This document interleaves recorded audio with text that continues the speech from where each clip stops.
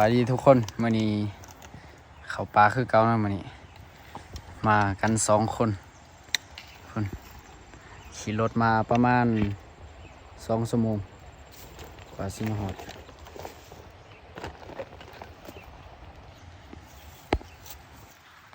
เดี๋ยวสิขึ้นไปเลาะ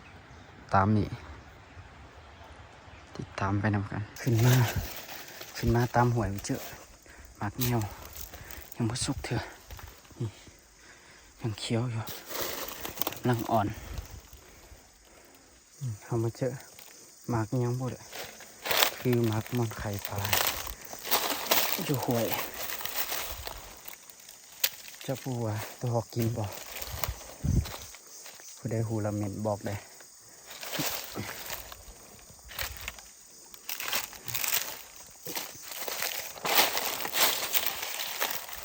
เห็นต้นมักม่อนแล้วเนาะหอยกินก็มีอยู่หน่อยเดียวโอ้โหสิเฝ้าต้นได้ละเพราะว่าซอกมาฮักเห็นต้นนี้เดี๋ยวสิขึ้นไปแปลงบอนนังก็ได้เห็นหอยมันกัดอยู่นี่แต่ก็เก่าละมักม่อนฮักก็เริ่มสุกเนาะเขตนี้เพราะว่าเขามาเขตอื่นมีนะ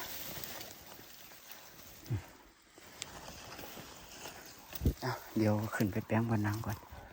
ทั้งบนขี้เนาะตอนนี้ก็5 โมงครึ่งละนี่เนาะบอนนังเขาก็บ่ทันได้แปลงดีซ้ำยานก็หอกเขาเป็นจะได้ก็ติดตามไปนำกันเด้อว่าสิมีตัวยังเข้าบ่เนาะมักมอนหากระสุกซื่อๆนี่เนาะมักมอนกำลังเริ่มสุกเขตนี้นะยังบ่สุกดีปานใดหากระเริ่มติดตามไปนำกันตกกระเล่นลองชิมบ้าง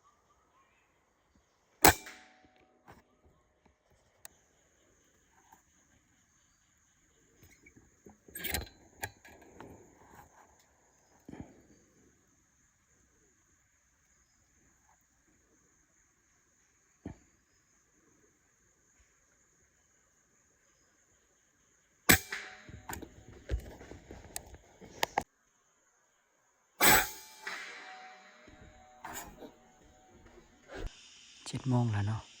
7 โมงยังละค่ำละ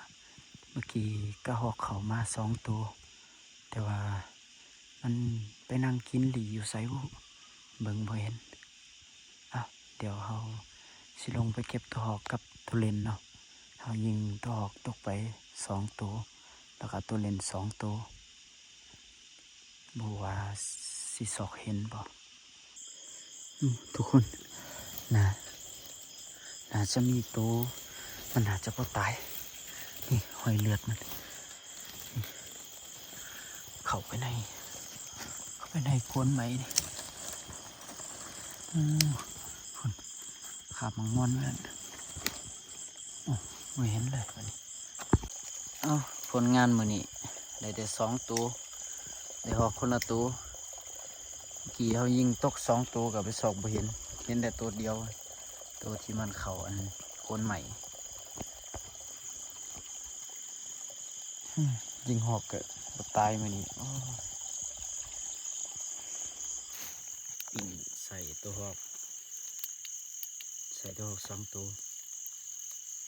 2 คน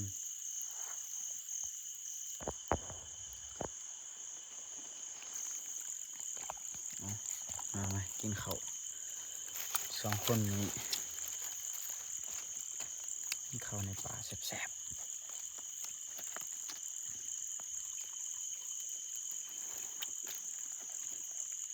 ๆคมดีเถอะวะ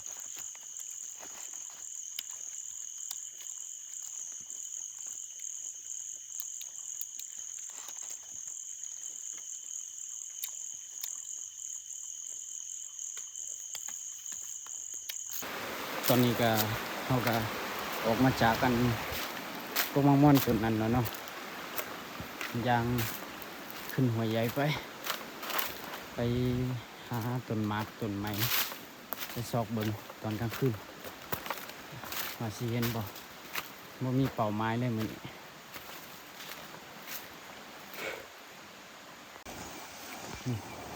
ตูบข้าเจ้าความขัด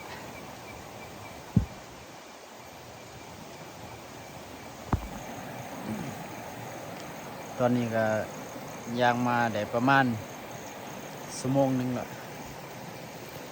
มาเจอห้วยละมาสิขึ้นห้วยนี่ขึ้นไปตามห้วยบ้างเนาะบางเทีอาจสิมีหมักม่อนความเมื่อยมื้อนี้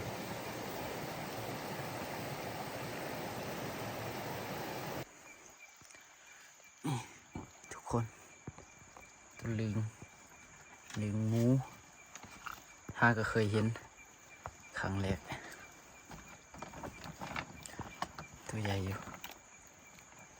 ช้ำฝ่ามือขึ้นห้วยมายิ่งได้อยู่ห้วยสบายดีตอนเช้าเนาะตอนเช้านี่เขามานั่งต้นมาให้ที่เราเห็นตอนค่ำเลยเอาติดตามไปน้ำกัน เดี๋ยวนี้ก็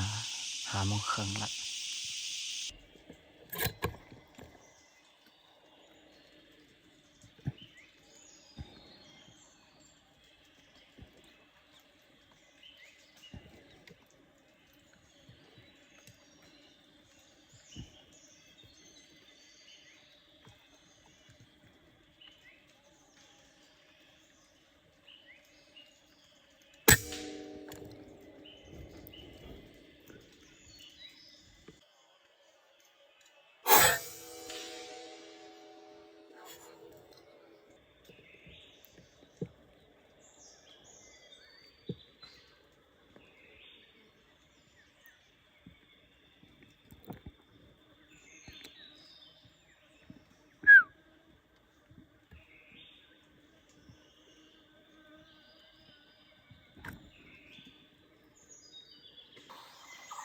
โอเคเนาะ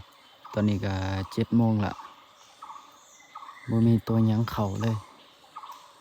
ว่ามาให้คักบ่คักนี่ตัวนกก็บ่เข้านี่มาให้คำดุนใหญ่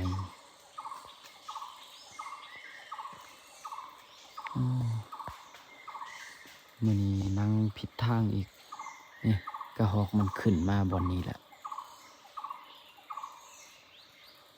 ก็ตัวหอกมาอยู่2ตัวเนาะแต่ว่าเขายิงตัวหนึ่งจักถือบนไดหุบ่ตกสักบ่ได้เรื่องแล้วแบบนี้เดี๋ยวสิลงไปเบิ่งต้นหมากม่อนเนาะ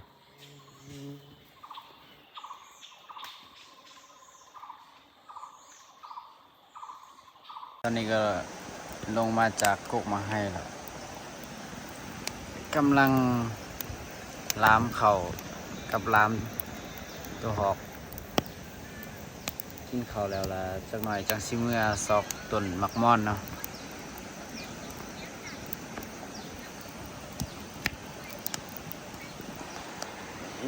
แคมนำกินข้าวสวยแซ่บๆเลยล้ามตัวหอก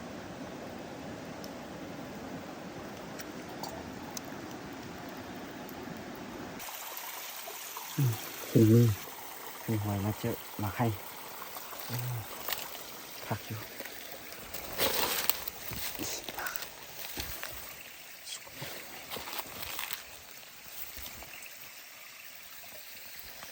ต้นมัน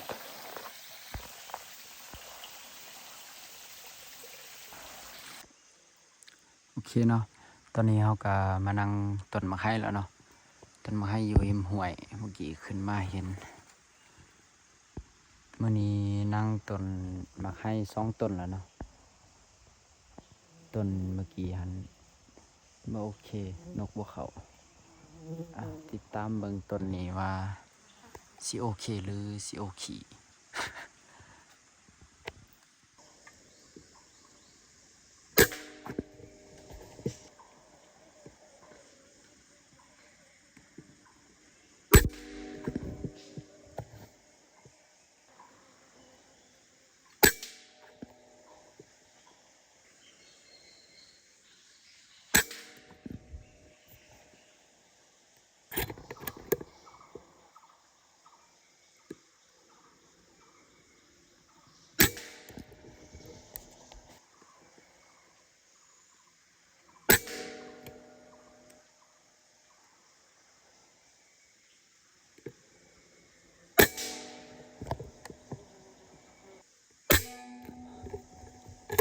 โอ้ยลืมใส่ลูก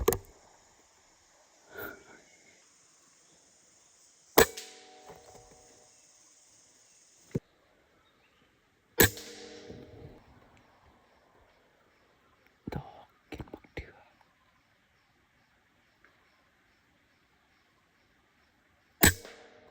เรียบร้อยโอ้ย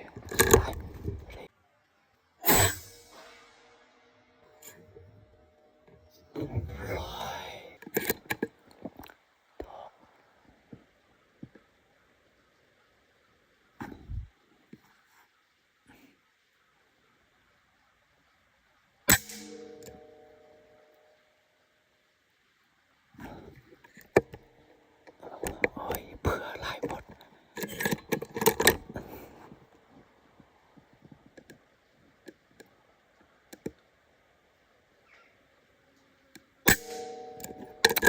ก็บ่ถึกว่าเ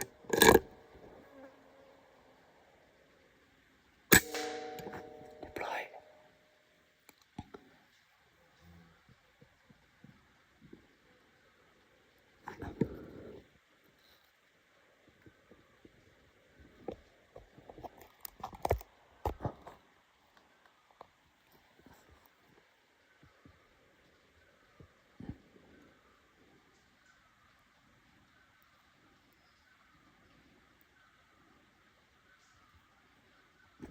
ยังบ่ตกอีก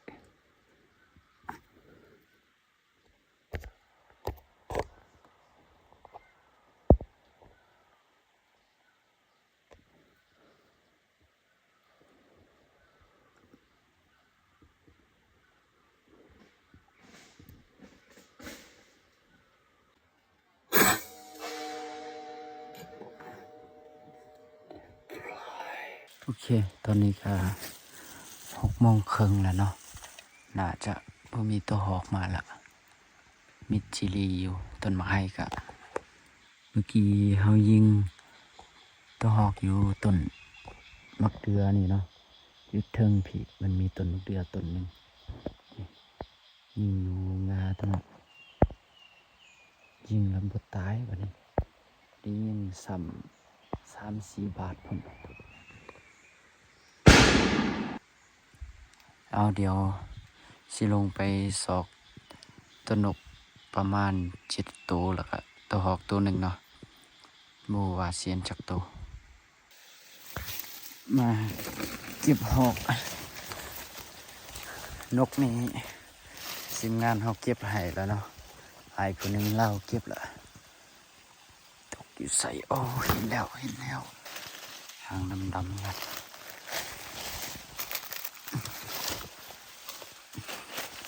หอกเป่า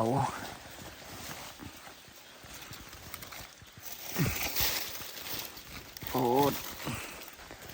ตัวเดียวยิงเมื่อกี้บาดทมิตรเขายิงเข่าบนนี้มันนี่บ่ตายงึดเลยบาดที่สองใส่นี่จังตกตัวเดียวแรงนี่ เอาสรุปผลงานมื้อนี้เนาะได้ตัวหอกได้4ตัวหอกแดงนี่เฮายิงได้เนาะแล้วก็อีก3ตัวนี่แมันของทีมงานเฮาผู้หนึ่งมื้อนี้ก็ลงมาพักอยู่ห้วยหน่อยมื้อนี้ว่าสิไปเบิ่งต้นมักม่อนเนาะเมื่อกี้ขึ้นมาก็เห็นละ2-3ต้นพอดีกำลังสุกดีมื้อนี้มีแต่สิเฮ็ดกินข้าวแล้วก็นอนเนาะมื้อนี้บ่ไปเลาะไต่ละมื้อนี้มีแต่มื้อตอนเช้าเจอกันใหม่โอเคสบายดีตอนเช้าเนาะเช้านี้เฮาไปต้นมะม่อนบ่ทันเนาะตื่นสวยโพดเฮามาดึกนั่งท่าต้นนั้นหมากไหมฮู้เนาะติดตามไปนำกันว่าสิมีต้นนกเขาบ่ก็มีมากัน